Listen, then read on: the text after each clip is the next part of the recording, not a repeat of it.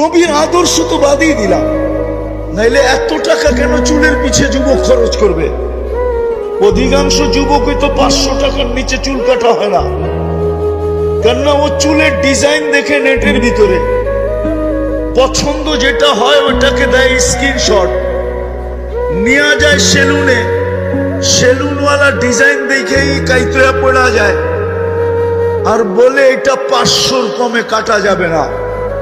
কিন্তু ওর তো ডিজাইন দিলের ভিতরে ঢুকে গেছে, ও বলে 500 কেন, 1000 হইলেও কাটবো, কাট। 500 টাকা দিয়ে চুল কাটায়। মা বোনরা ফ্যাশন করে নেটে দেখা। ইসলামে কি সাজগোজ নাই? না নাই? নাই সাজগোজ? হুজুররা বলো, ইসলামে যদি সাজগোজ না থাকতো তাহলে আল্লাহর রসুল সফর থেকে ডাইরেক্ট বাড়িতে কেন আসতেন না? ওটা তো হাদিসে আছে, ডাইরেক্ট বাড়িতে আসতেন না। জিজ্ঞাসা করছে, ইয়া রাসূলুল্লাহ, এতদিন পরে আসলাম, ডাইরেক্ট যায় ঢুকা যাই? আল্লাহ রসুল বলছেন না, কোন অবস্থায় আছে তুমি কি জানো? হয়তো যায়া দেখবে চুল এলোমেলো, কাপড় সাপড় ময়লা শয়লা, সাজ নাই গুজ নাই, বাড়িতে তুমি ঢুকবা, লাগবো তোমার কাছে কাজের মহিলার মতো, তো তোমার মন লাগবে না।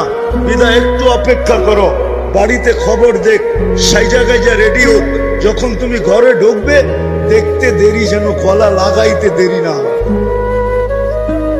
মন যেন বলে গলা লাগা, মন যেন বলে বুক লাগা।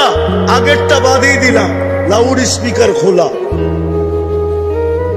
ইসলাম তো সাজগোজ শিখাইছে, রাগ হয়েন না। দুনিয়া ইসলামের আগে কেউ সাজগোজ জানতো না। ইসলাম নারীকে শিখাইছে সাজগোজ কাকে বলে, ইসলাম শিখাইছে ফ্যাশন কাকে বলে। নাইলে এই হাদিস কেন বলতো আল্লাহু জামিলুন ইউহিব্বুল জামাল? আল্লাহ সুন্দর সৌন্দর্যতাকে পছন্দ করে। আল্লাহর রাসূল সাহাবী রাসূলকে কেন বলতো তুই এরকম চলস কেন? আল্লাহ কি তোকে কিছু দেয় না? বলছে দিছে।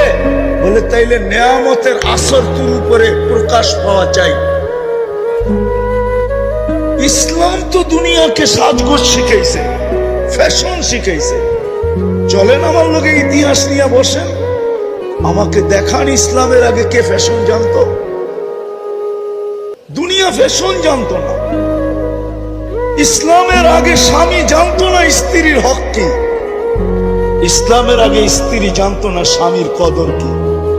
ইসলামের আগে মা বাবা জানতো